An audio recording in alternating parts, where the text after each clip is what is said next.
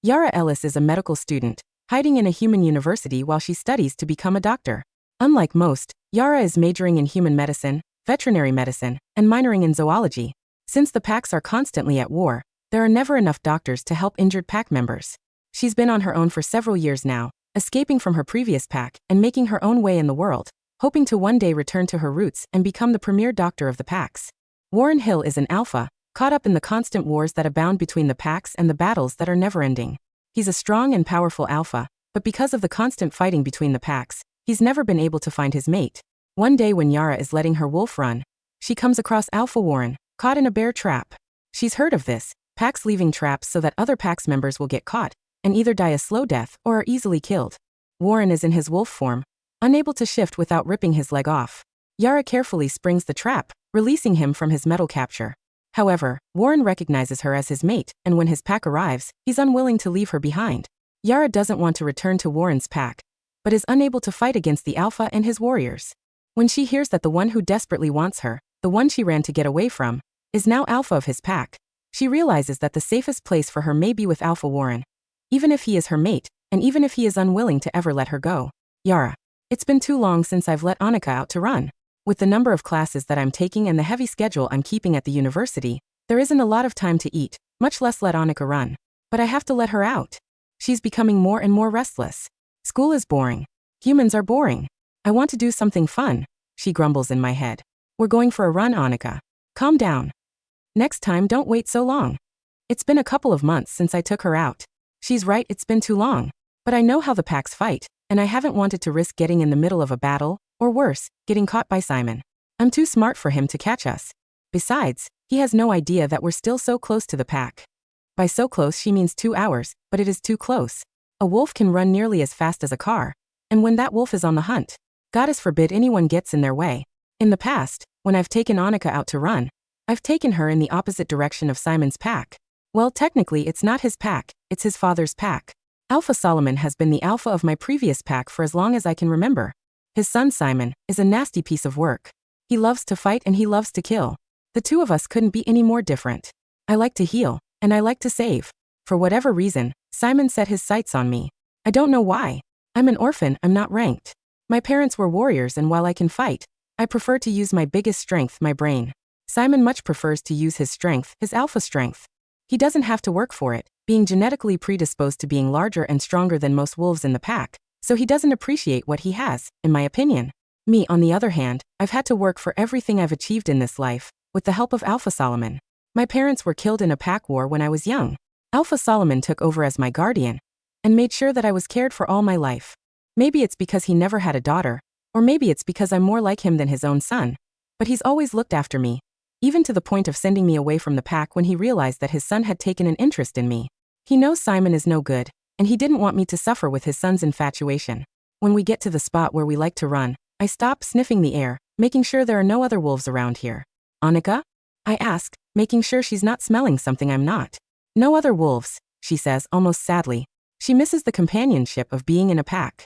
I look around once more, then make my way into the forest before stripping off my clothes and tucking them onto a tree branch, high enough that someone would have to look up to see them. I have a spare set of clothes in the car, just in case anyone steals these. It doesn't happen often, but it does happen. Rather than assume that someone was being malicious, I choose to believe that they needed the clothes more than I did. They're only clothes after all. I let Annika pull the shift, feeling my bones snapping and reshaping after so long of not shifting. It's more painful than it should be, but soon enough, Annika is shaking out her reddish-brown fur and taking off into the woods. Even though I'm in the background while Annika runs, I can feel how good it is to stretch her legs, to feel her muscles flexing in her body as she runs. It's quiet tonight, thankfully, and Annika's paws on the ground are nearly silent as she runs, giving both of us a chance to enjoy the sounds of the forest around us. I'm not sure how long she's been running when we smell it, blood. She slows, lifting her nose in the air. There was fighting nearby, she says in our shared mind space. Do you hear anyone? I ask. I'm not sure. I hear rustling, what sounds like a wolf in trouble. Do you hear it? She asks as she tilts her head from one side to the other. I do hear it. It does sound like a large animal who is struggling. Annika. I'll be careful, she says, knowing that, if I can, I will want to help this animal, even if it is a werewolf. It may not be possible, they may not let me get close enough to help. But I'm going to school to become a doctor for a reason. So I can help wolves in just this type of situation. Annika slowly and carefully makes her way to the sound of the struggling animal. As we get closer, I can tell that it is a wolf by the soft sounds that it's making. I can't figure out what it's doing though. Maybe it's caught in a snare of some sort, and trying to figure out how to get out. Or maybe it's just stuck in a hole that one of the packs dug to capture other pack members, so they can interrogate them for information. Please be careful, Annika. We can't afford to get caught. I'll be careful, Yara. When we get close, she begins to belly crawl, slowly making her way closer. When the wind shifts, her whole body goes rigid, the scent of teakwood filling my nose and making my body tingle with unwanted desire. Mate, she says softly. What? That's our mate, Yara. Our mate is injured. This is terrible. This isn't just an injured animal, it's our mate. I can't leave him out here to die, but I also can't have him trying to take me back to his pack. I have school, and I'm still in hiding from Simon. It takes me a moment too long to realize that the wolf, my mate, has stopped moving around. Annika barely breathes, waiting to see what he'll do. He chuffs at us, letting us know that he knows we're here. I'm not sure how I know that he's not going to hurt us, but something in his chuff seems more like a request for help than a threat of violence. Annika slowly and carefully makes her way through some bushes until we can see him. Shit. He's caught in a bear trap. No wonder he's still in wolf form. If he shifts, it will rip his leg off. I can't believe he's not howling in pain, Annika says. She's right. His leg, where it's caught in the trap, is shattered, no question. You have to help him, Yara. He's our mate. You have to. Annika practically begs me. I know. I will if he'll let me. As much as I hate the idea of being naked in front of this unknown man, even though he's my mate, I have no choice if I'm going to talk to him and try to help him. I pull the shift, standing in front of the midnight black wolf who is watching me with his beautiful, intelligent green eyes. Hey big guy. I see you're caught in a trap. I want to help you. I know you can't shift, or you'll rip that leg off and that looks really painful. Your bones are probably shattered, but I want to help you if you'll let me. I say softly, keeping my tone gentle. I slowly approach the wolf. Mate or no, this wolf must be in terrible pain, and he's going to be feeling vulnerable, unable to escape. I extend my hand, letting him sniff me and see that I mean no harm. I'm a doctor. Well, I'm studying to be a doctor, to both humans and wolves. I don't want to hurt you. Will you let me see if I can help you? The wolf sniffs my hand, then nuzzles me. I gently run my hand through his fur, stopping when I come to stiff fur that smells like blood. I don't want to know what else is in this wolf's fur, but I can guess that guts and bones are stuck in there as well. He's obviously been fighting, and whether he got separated from his pack, or he was part of a group that intentionally separated out trying to cut off the other pack's escape, he's now out here alone without anyone to help him. Well, anyone except me. I look up, trying to see where the moonlight is so I can get a better look at the trap. Okay, big guy, are you able to move to your right a bit? I need the moonlight to help me see how I can spring this trap and set you free. He moves to his right, keeping an eye on me as I carefully look over the trap. Nasty piece of work, I mumble to myself. Stupid idiots doing this to each other. I look back up at him. Okay, I think I've figured it out. Before I spring this trap, you need to know that when I release this, it's going to hurt, really bad. But then you'll be free and I can take a look at how badly your leg is broken. I tell him. I already know it's shattered. I can see bone splinters sticking out of his skin from above the trap. I move my hands in position. I'm going to need Annika's strength to help me open this trap. Try not to bite me, and if you can, try not to howl. I have no idea if there is anyone else nearby that might hear you, or try to come hurt you. I tell him. He chuffs at me again, letting me know he understands. On 3, ready? 1, 2, 3. I say and push the release with all my strength, Annika pushing with hers as well. I feel the spring give and the trap snaps open. The wolf yelps, but it's quickly cut off as he moves away from the trap, keeping his injured leg off the ground. He turns, looking at me a moment before his bones begin to snap as he shifts back into his human form. His ridiculously gorgeous, tall, muscular form. Warren. I can't believe that Eric and I got caught in this bear trap. Fucking Brady. I know he's the one who set this trap. He knew that he and his pack would retreat this way. I raced around, attempting to cut off their escape route, but I'd ended up caught in the trap. I know my pack will come back for me, but they're in a battle and I've been waiting for them to find me for hours. When I wasn't able to cut Brady off, they continued following his pack, hunting them down like the fucking dogs they are. I knew immediately that I couldn't shift. While I could use my hands to spring the trap, it was too risky. I wasn't willing to lose my leg and therefore my rank is alpha. While the pain is significant, Eric and I are strong alphas, and I know it's only a matter of time before the pack finds me and gets me out of here.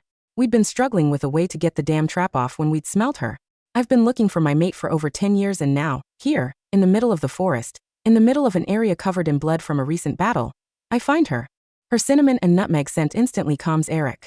Her wolf is a beautiful reddish-brown color, and she's obviously a skittish little thing. Through all of her conversation with Eric, she never once gave us her name. So, As soon as she releases the trap, I step back and begin to shift so I can talk to her. The shift hurts like a fucking bitch. My bones trying to reshape but unable to in my leg because they're in pieces. I watch her eyes go wide and she scoots back, farther away from me. Easy there. You just got me out of a trap. I may be a vicious alpha when I'm hunting my pack's attackers, but I'm not the kind of man who kills someone who just helped me. I say, because she didn't give me her name. I'm resistant to giving her mine until I know what pack she's from. You said you're a doctor? I'm studying to be one, she says, watching me carefully. For humans and wolves? I ask her. It's unusual, and I'm in desperate need of a good doctor in my pack. My doctor needs to retire. I need someone young, someone intelligent, someone like my little mate here, to take over my pack hospital. What pack are you from? I ask, not sure I care. I'm at war with so many packs that the odds of her being from one of them are highly likely. Of course, she's out here on her own, not fighting with a pack, which is also unusual. I'm not from a pack. I'm a lone wolf. Did you want me to look at your leg? I notice that she changes the subject away from her. Interesting. Or maybe not. Lone wolves are alone for a reason. It makes me wonder what happened to make my mate a lone wolf. Yes. I would appreciate your medical assessment, I say, wanting her closer to me. I know her touch will help with the pain. She moves closer and her intoxicating scent fills my nose as I take in her beautiful body. She had looked shy but determined when she'd shifted. Her lean body isn't as muscular as the wolves in my pack, which makes me think she hasn't been part of the pack wars for a while. However, the softness of her only adds to the allure. My finger twitch with my desire to touch her. What's a lone wolf doing out here all by herself? I ask. Letting my wolf out. It's not easy when you go to a human university, she says, not looking up at me. I, on the other hand, can't look away from her. She's beautiful. The reddish-brown fur of her wolf is now long reddish-brown hair on the woman. It falls over her shoulder as she looks at my leg, and I watch as she distractedly flicks it back over her shoulder and out of her way, as if this is a common occurrence in her daily life. You know there are pack wars going on around here, I say. She may not be mine yet, but I want her safe. There are pack wars going on everywhere. If I tried to find someplace where war isn't happening, I'd have to run in the human areas and risk hunters shooting Annika. You're going to need surgery on this leg. You have multiple fractures, several being compound fractures, she says, once again diverting the conversation from herself. I already knew I was going to need surgery. I could see Eric's bones sticking out of his leg when we were in the trap. Annika? Your wolf's name means merciful? How appropriate for a doctor, I say, still studying her. Her fingers on my leg are gentle. She seems to inherently know where to touch, so that it only causes minor discomfort. Gracious or merciful, yes. And Annika is a wonderful wolf, she says proudly, still not looking up at me. I'm about to tell her that Eric agrees when I hear my betas howl. My mate's head snaps up, and I smell the scent of her fear as her heart rate spikes. However, she doesn't run. She looks like she's about to take a protective stance in front of me. A perfect Luna, pushing her own fear aside to help someone in need. I smile. She's perfect for me. Relax, it's my pack coming back for me, I tell her. Oh well then that's good. You need to get someplace safe. Hopefully they won't attack me for helping you. I'll protect you, I say, smiling at her discomfort. My warriors come rushing up, surrounding us as my beta, Charlie, shifts and snarls at my mate. Who are you? I snarl at him, startling both of them. She's the one who got me out of the bear trap I was in. Stand down. I command. I won't allow anyone to disrespect my mate. He looks at her, then turns back to me frowning before crouching to look at my leg. How bad is it? Bad. Okay, let's get you back to the pack, he says, getting a couple of warriors to help me up. I wrap my arms around their shoulders and lift my bad leg, gritting my teeth against the pain. Ready, Alpha? Charlie asks. Yeah, let's go. Charlie shifts, taking point as guard, and the warriors holding me start to move fast. Wait, I say, and everyone stops. Bring the doctor. The doctor? One of my warriors asks. The girl. Bring the girl. I bark, turning to look at her. I can see that she was ready to slink away. I watch her turn and look behind her as if judging whether or not she can make a run for it. Don't even think about it, I say to her. Charlie's wolf, Gregor, moves swiftly to her side, nudging her forward with his head.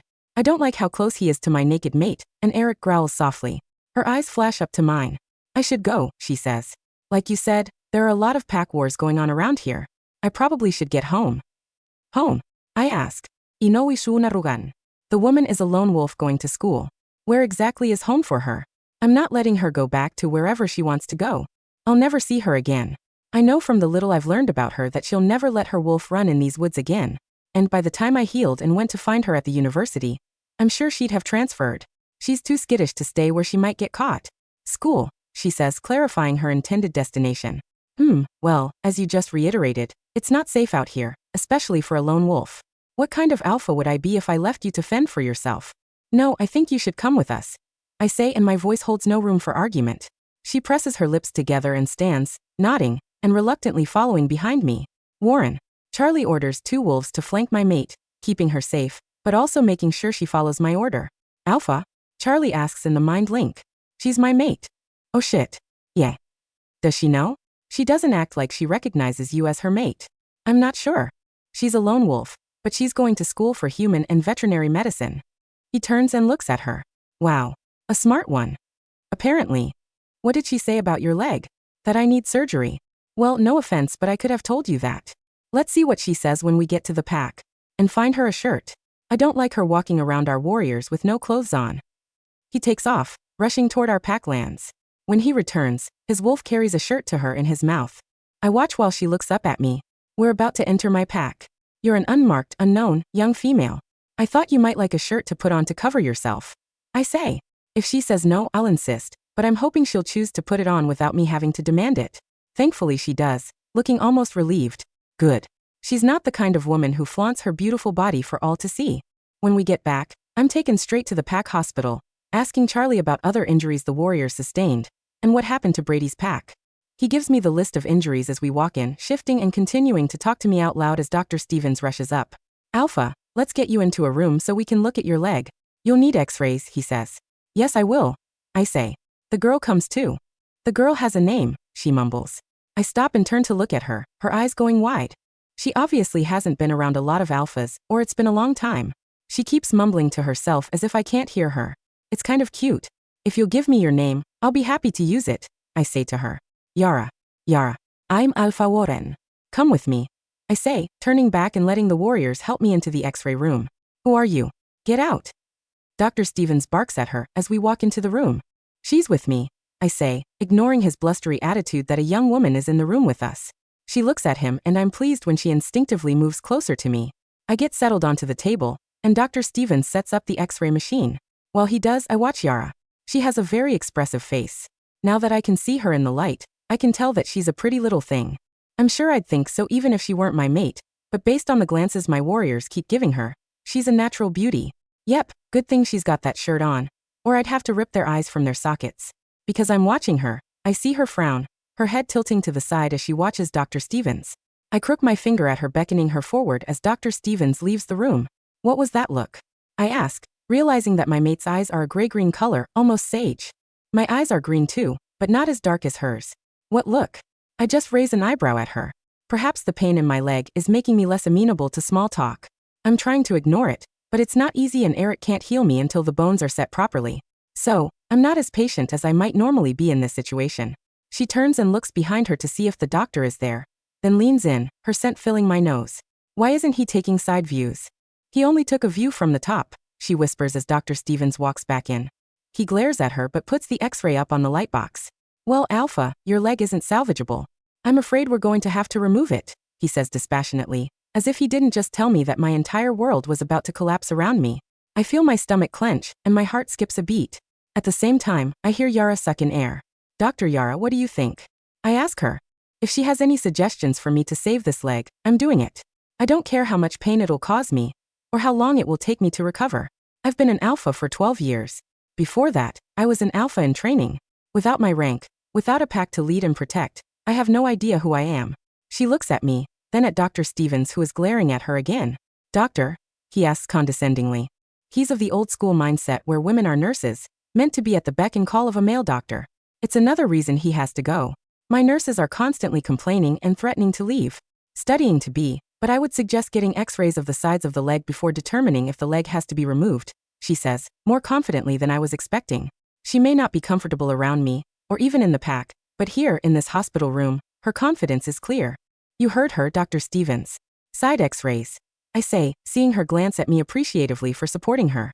In truth, I'm thankful she's giving me an option, any option to save my leg. Young lady, what are your credentials? He demands. Her credentials are not in what's in question, doctor. I gave you the order. Side x-rays. Now, I bark.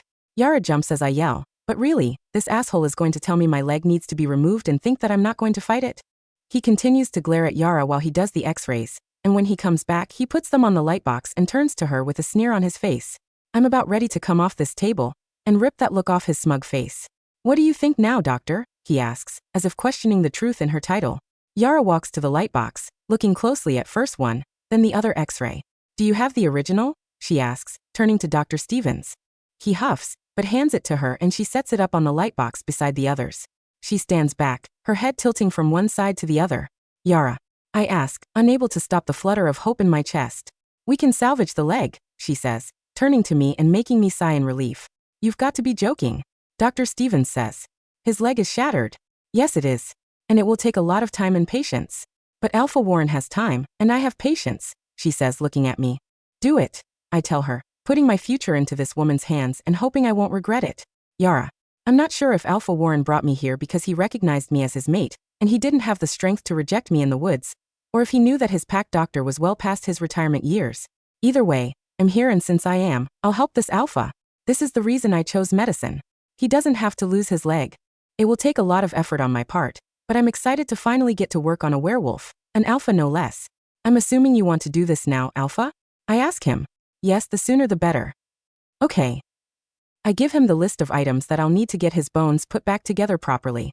Oh, and we'll need to sedate you, I say, looking around the room to see how they have their hospital room set up. Is this where? No, Alpha Warren says. I turn to look at him. No sedación. Okay then, a nerve block I'll just need. No, he says again.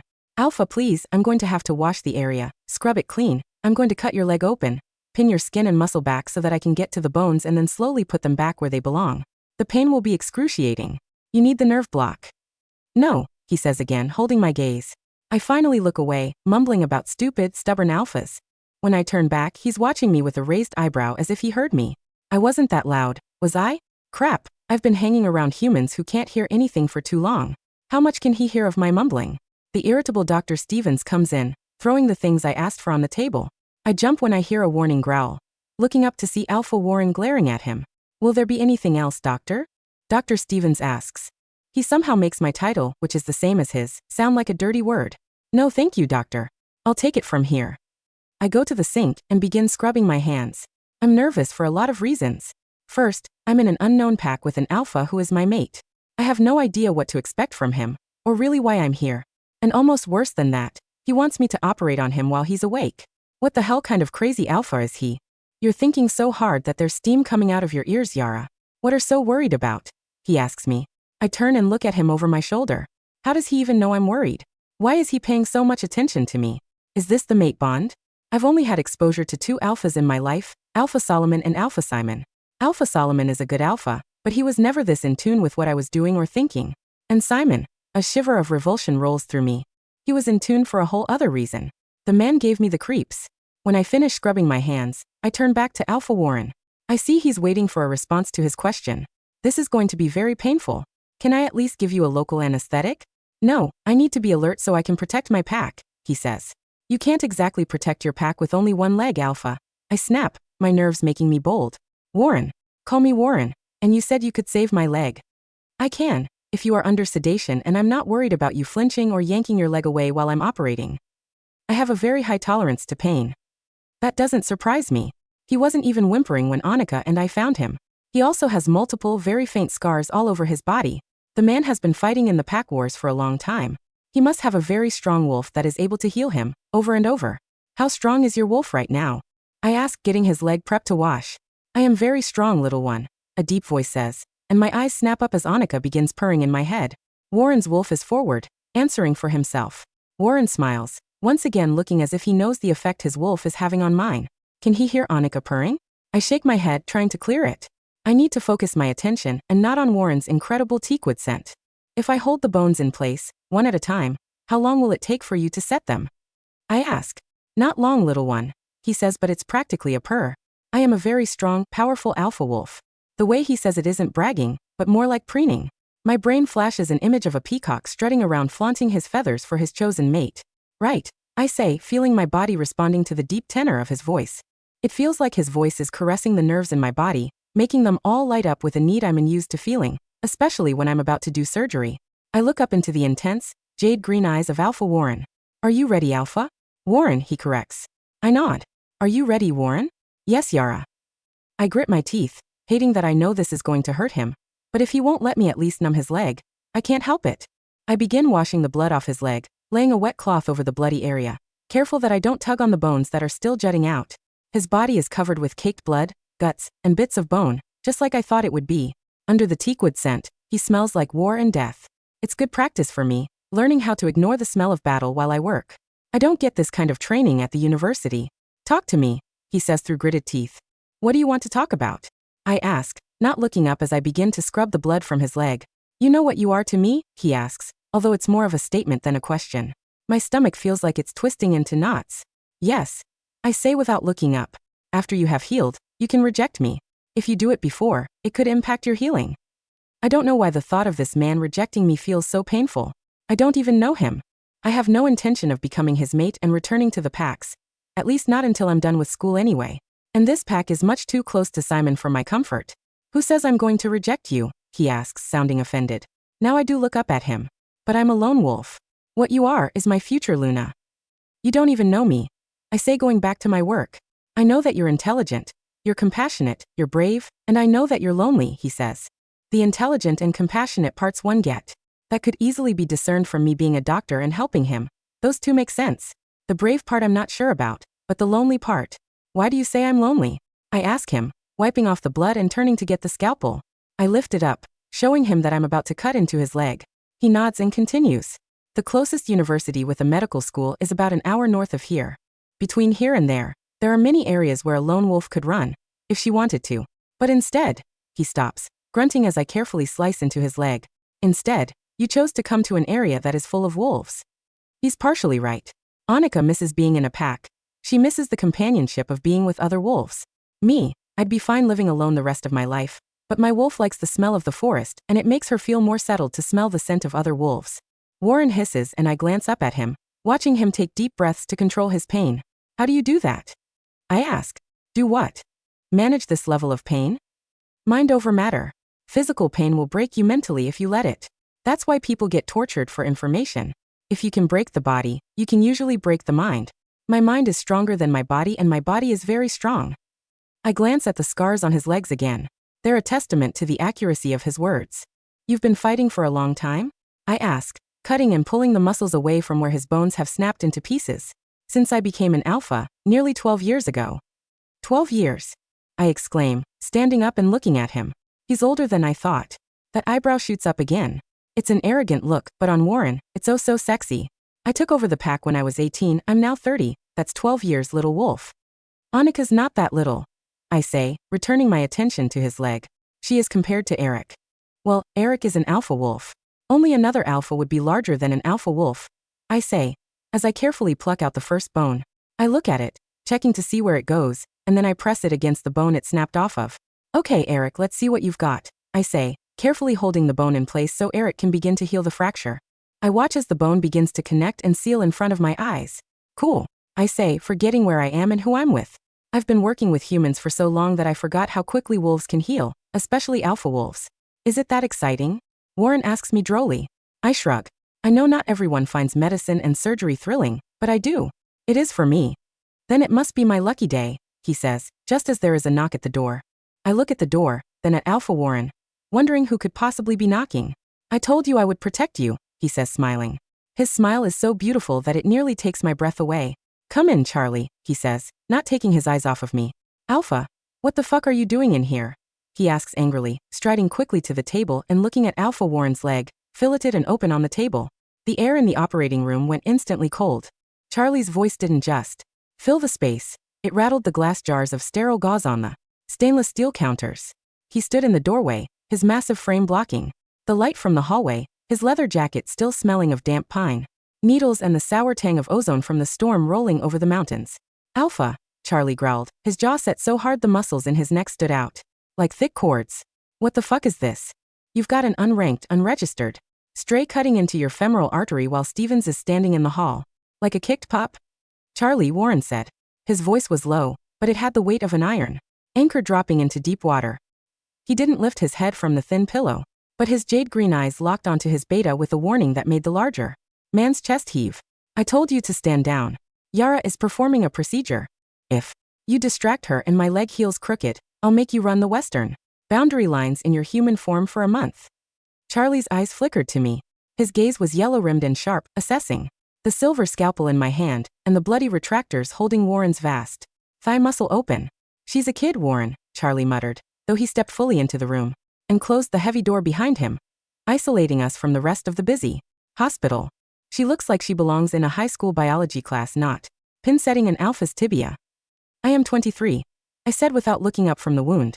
My fingers were slick with Warren's dark, hot blood, but my hand was steady. I had spent 3 years dissecting cadavers under the cold, indifferent fluorescent lights of the State University, surrounded by humans who thought a werewolf's quick-knit flesh was just a myth. And if you don't let me realign the third segment of his fibula in the next 30 seconds, Eric is going to fuse the periosteum to the muscle tissue. Then I'll have to scrape the bone clean with a curette. Do you want to listen to him grunt through that, Beta? Charlie went quiet. The sheer professionalism in my voice, the absolute absence of the submission most unranked females showed to a high-ranking wolf, seemed to catch him off guard. Merciful sister, Annika whispered in my mind, her reddish-brown snout nudging my consciousness with a pride that made my skin warm under the sterile paper gown. He is silent now. Show them what we can do. Hold this, I commanded, gesturing to the brass retractor.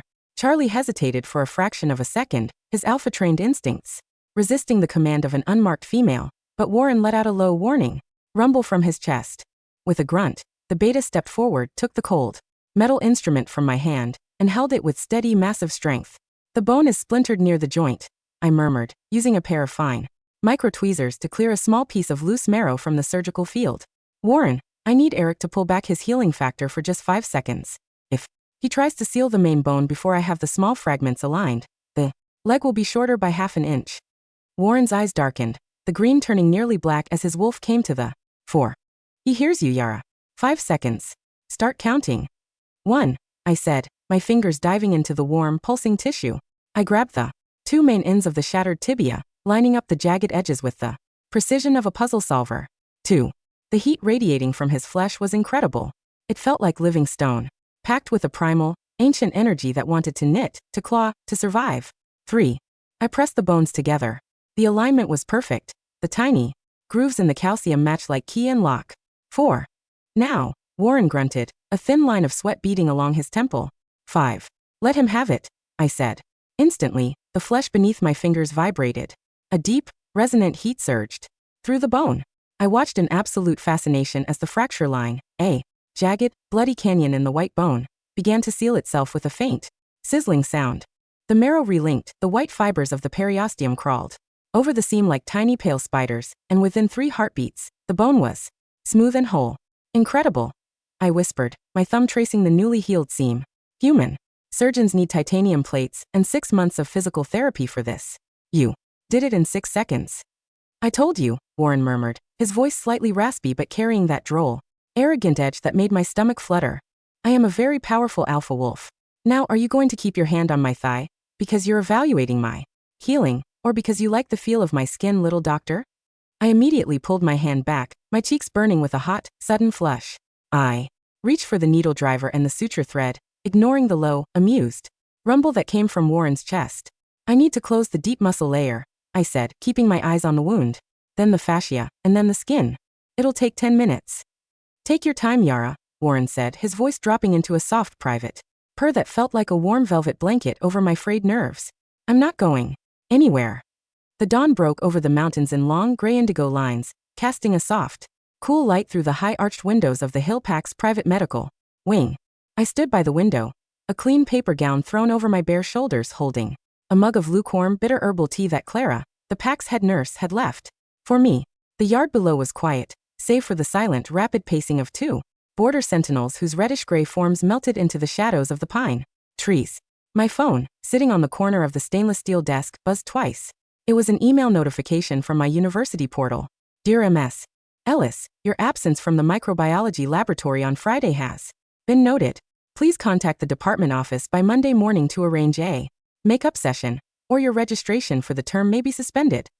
I clutched the phone, a cold, tight feeling of panic squeezing my chest. Monday morning. That was tomorrow. If I didn't get back to my classes, if I let my registration slip, the last 3 years of surviving on instant ramen and Sleeping in library corners would be entirely wasted.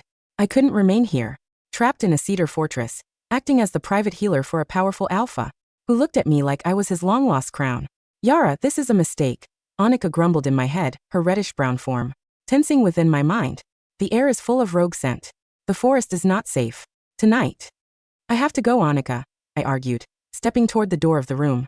If I miss the lab tomorrow, my academic career is over. I didn't spend 3 years hiding in plain sight just to become a housewife in a wolf pack. You're not going anywhere, little wolf. The voice was low, deep, and carried the absolute, quiet authority of a man who had never faced a single no in his life. I turned around quickly. Warren was sitting up on his bed, his leg wrapped in a clean white pressure bandage. He had taken off his dark tactical vest, leaving his broad chest bare, the faint scent of teakwood and nutmeg from his skin filling the room. He looked remarkably healthy for a man who had had his leg filleted 2 hours ago, his jade green eyes locking onto my face with an intense, unyielding possessiveness. I have classes, Warren, I said, my voice carrying a quiet, flat calm. Exams are in 2 weeks. I have to go back to the university. We'll discuss your classes later, Warren said, his lips curving into a soft, small smile that didn't reach his serious eyes. But for now you're staying here, in the pack house, under my personal observation. Why? I asked, my voice rising slightly. Because of the mate bond? Because you think you own me. Warren stood up slowly. He didn't use a cane, and he didn't lean against the wall. He stood straight, bearing his entire weight on the leg I had just sutured, his muscular frame looming over me, his green eyes dark and wild with a primitiva, territorial fui.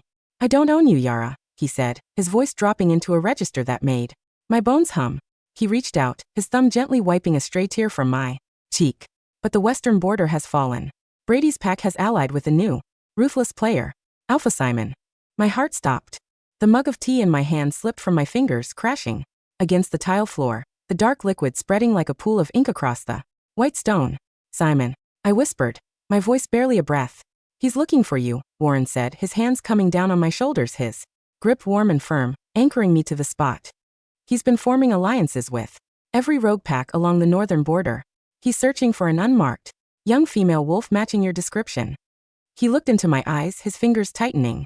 You are in my territory now, Yara. You are under the protection of the hill pack. If Simon steps 1 foot across my border to touch you, I will personally tear his throat out and feed his carcass to the crows.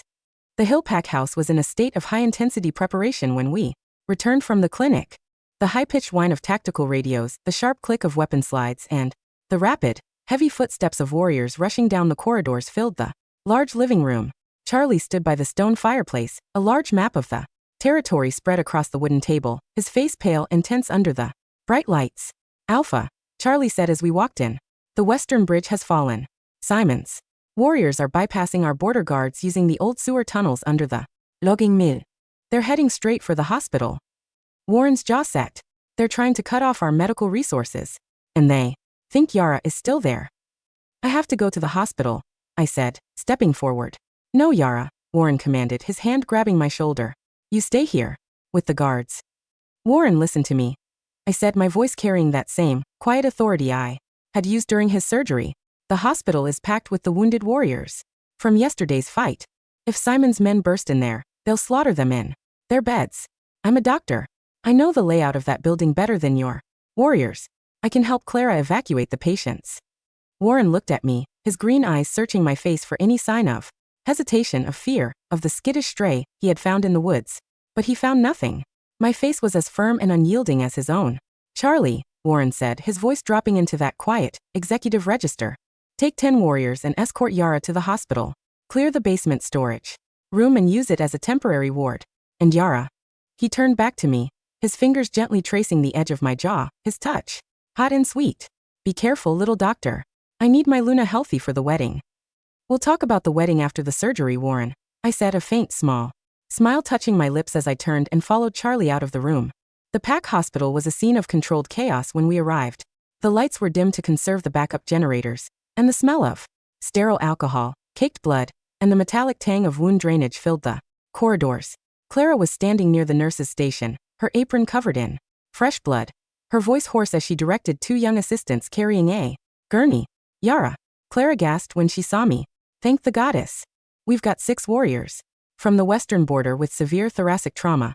I don't have enough surgeons to manage the chest tubes. I'll handle them, Clara, I said, pulling off my black hoodie and reaching for a clean paper gown. Charlie, have your men secure the entry doors. If anyone, without a Hillpack insignia, tries to enter, shoot to kill. On it, Doctor, Charlie said, his yellow-rimmed eyes scanning the dark hallway, before he led his warriors to the perimeter. For the next 3 hours, my world was a small, intense circle of red and silver. I worked in the second operating room, my hands moving with rapid, mechanical precision as I inserted chest tubes, sutured torn intercostal arteries, and helped the young assistant clear the blood from the lungs of the wounded warriors. My knowledge of zoology and veterinary medicine, specifically the thoracic lung structure of canine predators, allowed me to work faster than any human surgeon. The third patient is stable, I said, wiping the sweat from my eyes with my sleeve as I stepped back from the table. Clara, get him down to the basement. Now. Yara, wait. A loud, sharp crash from the front lobby shattered the quiet of the ward, followed by the rapid, deafening bang of automatic weapon fire and the high-pitched, wet shriek of a dying wolf. Simon's warriors had broken through the perimeter. Get the patient out of here, Clara, I yelled, grabbing a heavy stainless steel bone mallet from the surgical tray. I'll slow them down. Jetta, no. You're an unmarked wolf. I'm the doctor of this pack, Clara, I said, my teeth clenching as the reddish-brown fur of Annika began to crawl over my forearms, my claws extending from my sticky fingers. And nobody touches my patients. I ran into the main corridor to find Charlie's wolf, Gregor, fighting with 2 massive ironwood wolves near the elevator. The larger of the 2, a gray wolf, with a torn ear, had his jaws locked around Charlie's neck, his claws tearing into the beta's shoulder. I didn't hesitate. I leaped over the fallen gurney, my small reddish-brown form taking the shift in midair. Annika didn't try to bite the gray wolf's throat. She knew from her zoological training that the canine skeletal structure was most vulnerable at the first cervical vertebra. I brought the heavy iron bone mallet down onto the gray wolf's neck with all my strength, Annika's alpha-bonded muscles backing the blow. With a sharp, wet crack, the gray wolf's eyes went vacant, his jaws releasing Charlie's neck as he collapsed onto the tile floor, completely paralyzed. The second rogue turned to face me, his yellow eyes wide with a sudden, terrified confusion as he looked at the small, bloody reddish-brown wolf who had just dismantled their lead warrior with a surgical tool. Who the hell are you? He rasped. She's my Luna. A deep, gravelly voice answered from the doorway. Simon stood on the threshold. Simon had changed since I last saw him. He was larger, his shoulders broader, his body packed with the heavy, bloated muscle that came from challenging and killing his own father for the Alpha title.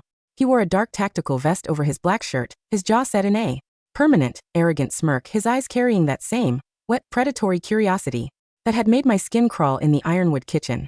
Yara, Simon purred, stepping over the body of his fallen warrior. Look at you. You've got a little blood on your face. It actually looks quite nice on you.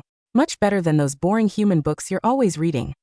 I shifted back into my human form, keeping the iron mallet held in my hand, my body standing in a protective stance in front of the bleeding Charlie. Get out of my hospital, Simon, I said, my voice carrying a quiet, freezing clarity. The ironwood pack has no business here. I have business with you, little wolf, Simon laughed, taking a slow step toward me. Your guardian Solomon is dead. I'm the Alpha now. And under the laws of our ancestors, a challenge winner takes all the assets of the previous Alpha. That includes you. She is not an asset, Simon. The heavy river stone wall of the hospital didn't just rattle, it exploded. Warren burst through the high glass windows of the lobby, his tall, muscular frame landing on the tile floor in his human form, his hand already holding a massive iron machete. Behind him came 40 hill warriors, their weapons drawn, their eyes glowing with a dark, primal rage that instantly turned the corridor into a high-voltage war zone. Warren's green eyes locked onto Simon, the green turning nearly black with a primitive, territorial fury. Simon, Warren said, his voice dropping into a register that made the medical charts on the tables shake. You challenged my pack. You attacked my hospital. And you touched my mate. Your mate? Simon scoffed, though his smirk faltered slightly as he looked at Warren's straight, healthy leg. She's a lone wolf, Warren. She belongs to whoever has the strength to keep her. And from what I've heard, you're just a crippled Alpha who couldn't even cut off a retreating pack. Let's test my strength then, Alpha, Warren said, a cold, sharp smile finally breaking through his anger. He didn't wait for Simon to shift.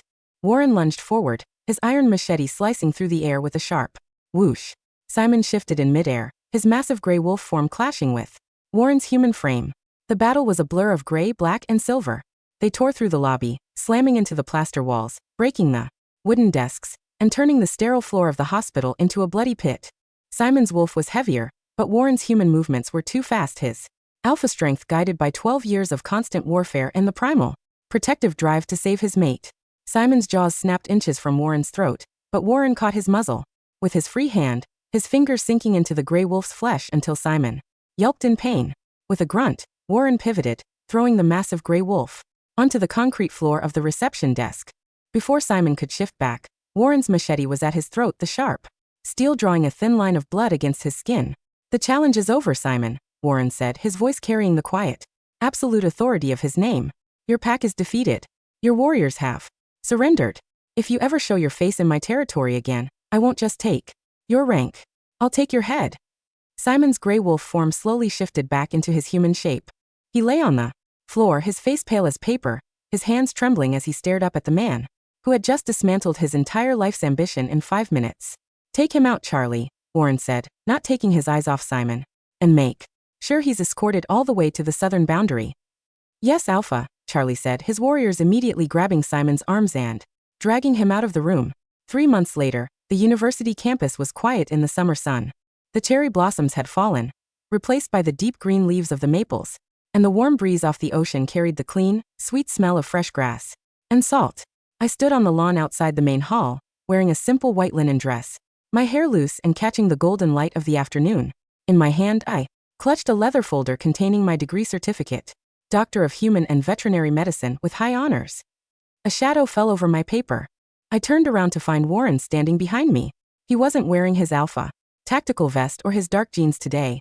He wore a tailored gray suit that fitted his broad shoulders perfectly, his green eyes warm and filled with a quiet, immense pride. "Is it official, Dr. Yara?" Warren smiled, his hands reaching out to wrap around my waist, pulling me close against his chest. The scent of teakwood and nutmeg was strong, but now it felt like my own scent, the mate bond fully accepted and integrated into my veins. "It is Alpha, Warren," I said, leaning my head against his shoulder. Though I think my microbiology professor was a bit surprised when I submitted my dissertation 3 weeks early. "He shouldn't have been," Warren laughed, his lips brushing against my forehead, before sliding down to meet mine in a soft, lingering kiss that tasted of sweet rain and the clean, cold air of the mountains. "He doesn't know that my Luna has the brain of a scientist and the soul of a savior." He took my hand, his fingers tracing the small, pale scar on my wrist, the only mark left from the bear trap where we had met. "The Pack Hospital's new surgical wing is finished, Yara," Warren said softly. "The pediatric ward is ready. The board is waiting for their chief director to start her shift." I looked at him, at his warm eyes, his scars, and the beautiful, unyielding partnership we had built over the winter storms.